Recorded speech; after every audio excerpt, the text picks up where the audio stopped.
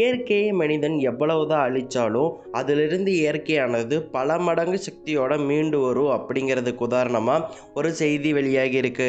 அந்த செய்தியை பற்றி தான் நாம் இந்த காணொலியில் பார்க்க போகிறோம். ஆண்டுகளாக மனித சமுதாயத்தின் ஆராய்ச்சியாளர்கள் பவளப்பாறைகள் அழிஞ்சு போயிருமோ அப்படின்னு சொல்லிட்டு அச்சத்தில் இருந்தாங்க. உதாரணத்துக்கு மனிதர்கள் தூக்கி எறியக்கூடிய பிளாஸ்டிக் குப்பைகளால் பவளப்பாறைகள் கொஞ்சம் கொஞ்சமாக அழிஞ்சிட்டு இருக்குன்னு சொல்லிட்டு 1990களில் கண்டுபிடிச்சாங்க. அப்போ இருந்து இந்த மாதிரி பவளப்பாறைகள் அழிஞ்சு போனால் பவளப்பாறைகளை நம்பி வாழக்கூடிய பல வகையான நீர்வாழ் உயிரினங்கள் இறப்புக்குள்ளாக நேரிடும். இதனால் கடலின் வாழ்வியலை பாதிப்புக்குள்ளாக நேரிடும்னு சொல்லிட்டு ஆராய்ச்சியாளர்கள் அச்சத்தில் இருந்தாங்க. பட் அந்த அச்சத்திற்கு இப்போ ஒரு தீர்வு கிடச்சிருக்கு. அதாவது பவளப்பாறைகள் என்னதான் அழிஞ்சு போனாலும் அது திரும்ப வளர்ந்துட்டு இருக்கு அப்படிங்கிற ஆராய்ச்சி தான் அது. ஃபர்ஸ்ட் ஆஃப் ஆல் பவளப்பாறைகள்னால் என்ன? பவளப்பாறைகள் அழியிறத பார்த்து நாம் ஏன் அச்சப்படணும்? பவளப்பாறைகள் திரும்ப வளர்கிறதால நாம் ஏன் சந்தோஷப்படணும் அப்படிங்கிறத தான் நாம் இந்த வீடியோவில் பார்க்க போகிறோம். பவளப்பாறைகள் அப்படிங்கிறது நீங்கள் நினைக்கிற மாதிரி ஏதோ பாறைகள் கிடையாது. பவளப்பாறை அப்படிங்கிறது ஒரு விலங்கினம். பவளம் அப்படிங்கிற உயிரினமானது கடலுக்கடியில் இருக்கும். அந்த பவளம் அப்படிங்கிற உயிரினம் தான் கால்சியம் கார்பனேட்டை வெளியிடும். அது விடக்கூடிய கால்சியம் கார்பனேட்டு தான் கொஞ்சம் வருடங்களில் பவளப்பாறைகளாக மாறி உருவாகும். இத்தகைய பவளப்பாறைகளை நீங்கள் கடல்களில் பார்க்கலாம். பல்வேறு வண்ணங்களில் அழகழகாக இந்த பவளப்பாறைகள் இருக்கும். ஆனால் இந்த அழகான பவளப்பாறைகள் தான் நாம் தூக்கி எறியக்கூடிய பிளாஸ்டிக் குப்பைகளால் கொஞ்சம் கொஞ்சமாக சிதைஞ்சிட்ருக்கு. பவளப்பாறைகளில் பாலிப்ஸ் அப்படிங்கிற ஒரு உயிரினம் இருக்கும். இந்த பாலிப்ஸ் தான் கடலில் இருக்கக்கூடிய சுண்ணாம்பை எடுத்துக்கொண்டு அந்த பவளப்பாறைக்கு வித்தியாசமான கலரான தோற்றத்தை எல்லாமே கொடுக்குது. இந்த பவளப்பாறையில் இருக்கக்கூட பாலிப்ஸ் அப்படிங்கிற உயிரினம் இருந்துருச்சுன்னா அந்த பவளப்பாறையும் இறந்து போயிடும். அதுவும் திட்டுக்களாக மாறிடும் அப்படின்னு சொல்லிட்டு அறிவியலாளர்கள் சொல்கிறாங்க. இந்த பவளப்பாறைகளை மையமாக வச்சு தான் பல்வேறு நீர்வாழ் உயிரினங்கள் தங்களுடைய பிழைப்பை நடத்திட்டு இருக்கு. உதாரணத்துக்கு 250 இனத்திற்கும் மேற்பட்ட மீன்கள், கடற்பறவைகள், பாலூட்டிகள், மெல்லுடலிகள், ஒட்டுப்பிராணிகள், முள்தோல் பிராணிகள் அப்படின்னு சொல்லிட்டு பல வகையான உயிரினங்கள் இந்த பவளப்பாறைகளை சார்ந்து தான் இருக்குது. இந்த பவளப்பாறைகளை சுற்றி இந்த மாதிரியான உயிரினங்கள் கூடு கட்டுறது, உறைவிடமாக எடுத்துக்கிறது, உணவாக பயன்படுத்துறதுன்னு சொல்லிட்டு இந்த பவளப்பாறையை நம்பி மட்டும் பல்வேறு சிறிய உயிரினங்கள் இருக்குது. அந்த சிறிய உயிரினங்கள்லாம் அழிய தொடங்குச்சுன்னா அதை நம்பி வாழக்கூடிய பெரிய உயிரினங்களும் அழிய தொடங்கும். ஸோ இதனால் உணவு சங்கிலியானது பாதிப்படையும். ஸோ உணவு சங்கிலிக்கு மிக முக்கியமான பாதையாக இந்த பவளப்பாறைகளானது விளங்குது.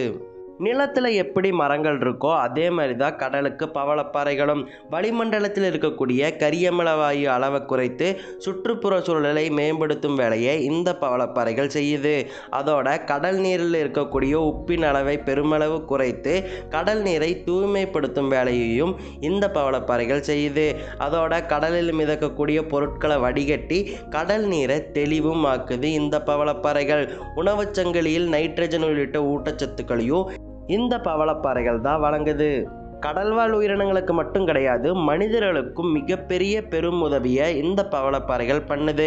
பாக்டீரியா, வைரஸ் தொற்று, கீழ்வாதம், புற்றுநோய், அல்சைமர், இதய நோய் போன்ற மனிதர்களுக்கு வரக்கூடிய பல்வேறு நோய்களுக்கு மருந்தாக விளங்கக்கூடியது இந்த பவளப்பாறைகள். இதனாலேயே இந்த பவளப்பாறைகளை மனிதர்கள் இப்போ வரைக்கும் பண்ணிட்டு இருக்காங்க. இப்படி மனிதர்களுக்கு அதிகம் தேவைப்படுறதாலேயே மனிதர்கள் இல்லீகலாக இந்த பவளப்பாறைகளை வெட்டி எடுத்துட்டு இருக்காங்க. இப்படி இல்லீகலாக வெட்டி எடுக்கிறதாலேயே பவளப்பாறைகளுடைய அளவு குறைஞ்சிருக்கு. நான் முன்னாடி சொன்ன மாதிரி பிளாஸ்டிக் குப்பைகளை தூக்கி வீசுறதாலையும் பவளப்பாறைகள் அளவு குறைஞ்சிருக்கு.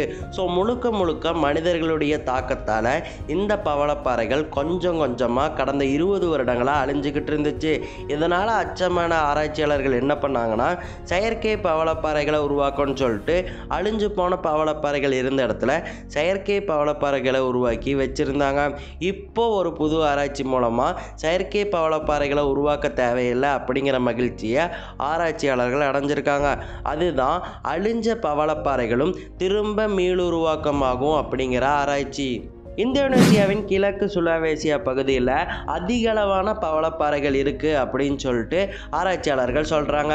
இங்கே பவளப்பாறைகள் குறித்த ஆராய்ச்சியானது நடந்துகிட்ருக்கு.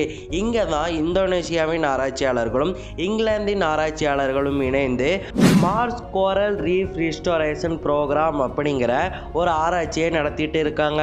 இந்த ஆராய்ச்சியில் தான் ஒரு புதிய வகையான தகவல் கிடச்சிருக்கு. இந்த ஆராய்ச்சியில் பவளப்பாறைகளை திரும்ப வளர வைக்க முடியுமா, அழிந்து போன பவளப்பாறைகளுக்கு திரும்ப உயிர் கொடுக்க முடியுமா அப்படிங்கிற ஆராய்ச்சியை இங்கிலாந்து ஆராய்ச்சியாளர்கள் தீவிரமாக பண்ணிட்டு இருந்தாங்க. அந்த ஆராய்ச்சியில் ஒரு முன்னெடுப்பு கிடச்சிருக்கு. அந்த ஆராய்ச்சியின்படி இறந்து போன பவளப்பாறைகள் இருக்கும் இல்லையா, அதாவது அழியும் நிலையில் இருக்கக்கூடிய பவளப்பாறைகள், அந்த பவளப்பாறைகளை எடுத்துட்டு வந்து அது கூட இளம் பவளப்பாறைகள், நான் சொன்னேன் இல்லையா, இந்த பவளப்பாறைகள் உருவாகிறதுக்கு மிக முக்கிய காரணமா பாலிப்ஸ் அப்படிங்கிற உயிரினம் இருக்கு அப்படின்னு சொல்லிட்டு இந்த இளம் பாலிப்ஸ் அப்படிங்கிற உயிரினத்தை அழியும் நிலையில் இருக்கக்கூடிய அந்த பவளப்பாறைகளோட ஒட்டி வச்சு ரெண்டுத்தையும் ஒன்றாக இணைத்து அந்த ரெண்டு பவளப்பாறைகளும் இணைந்து வளருமா, அதாவது ஒரு அழிந்து போன பவளப்பாறை கூட ஒரு இளம் பாலிப்ஸ் உயிரினத்தை சேர்க்கும்போது அல்லது ஒரு இளம் பவளப்பாறையை சேர்க்கும்போது ரெண்டுமே ஒன்றா சேர்ந்து வளருமா, அதுக்கு திரும்ப உயிர் வளருமா அப்படிங்கிற ஆராய்ச்சியில் இங்கிலாந்து ஆராய்ச்சியாளர்களும் இந்தோனேசிய ஆராய்ச்சியாளர்களும் இந்த மார்ஸ் கோரல் ரீஃப் ரிஸ்டோரேஷன் ப்ரோக்ராமில் ஈடுபட்டிருந்தாங்க. அந்த ஈடுபாட்டில் தான் இப்போ புதிய தகவல் கிடச்சிருக்கு. அதாவது உண்மையிலேயே ரெண்டுத்தையும் இணைக்கும் போது 4 வருடங்கள் கழித்து கொஞ்சம் கொஞ்சமாக அந்த பவளப்பாறைகளானது திரும்பவும் உயிர் பெற்று கொஞ்சம் கொஞ்சமாக வளருது அப்படிங்கிற தகவல் தான் அது. இதுக்காக 2 பவளப்பாறைகளையும் ஒன்றிணைப்பதோட அது கூட கொஞ்சம் கால்சியம் கார்பனேட்டை அதன் மேலே தூவுறது மூலமாக ஒரு புதிய பவளப்பாறையானது உருவாகுது அப்படிங்கிறத ஆராய்ச்சியாளர்கள் கண்டுபிடிச்சிருக்காங்க. இந்த ஆராய்ச்சியால் சுற்றுச்சூழல் ஆராய்ச்சியாளர்களும் ரொம்ப சந்தோஷத்தில் இருக்காங்க.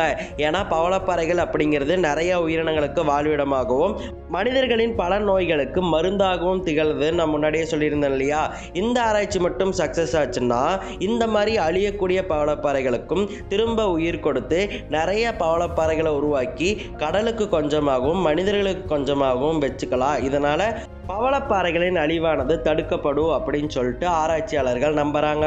அதோட இந்த மாதிரி பவளப்பாறைகள் ஆராய்ச்சி செய்யும் போதே அந்த பவளப்பாறைகளை சுற்றி புதிதாக உயிரினங்கள் தோன்றினதையும் கண்கூட ஆராய்ச்சியாளர்கள் பார்த்துருக்காங்க. அதனால் ரொம்ப சந்தோஷமாக ஆகியிருக்காங்க. ஏன்னா கிட்டத்தட்ட 4 வருடங்கள் இந்த மாதிரி ஒரு பவளப்பாறையை உருவாக்குறதுக்காக ஆராய்ச்சியாளர்கள் கஷ்டப்பட்டிருக்காங்க. ஒரு பவளப்பாறையுடைய உண்மைத்தன்மையை அது தன்னை சுற்றி பல்வேறு உயிரினங்களை வாழ வைக்கிறது தான். அதுக்கேற்ற மாதிரி இவங்க செயற்கையாக வளர வச்ச இந்த பவளப்பாறைகளில் மீன்கள் வந்து குடியேறுது அப்படிங்கிறது ஆராய்ச்சியாளர்களுக்கு ரொம்பவே சந்தோஷத்தை கொடுத்துருக்கு. இதனால் பவளப்பாறைகளானது வருங்காலத்தில் மிகப்பெரிய அளவில் காப்பாற்றப்படும் அப்படின்னு சொல்லிட்டு ஆராய்ச்சியாளர்களும் பல நாட்டின் தலைவர்களும் சுற்றுச்சூழல் ஆர்வலர்களும் நம்புகிறாங்க. சரி, ஓகே மக்களே, இந்த தகவல் பற்றி நீங்கள் என்ன நினைக்கிறீங்க அப்படின்னு சொல்லிட்டு மறக்காமல் கமெண்ட்டில் சொல்லுங்கள். அண்ட் மறக்காமல் நாலேஜ் டிவி தமிழுக்கு சப்ஸ்கிரைப் பண்ணிடுங்க. நான் உங்களை அடுத்த வீடியோவில் பார்க்குறேன். Tata, bye by.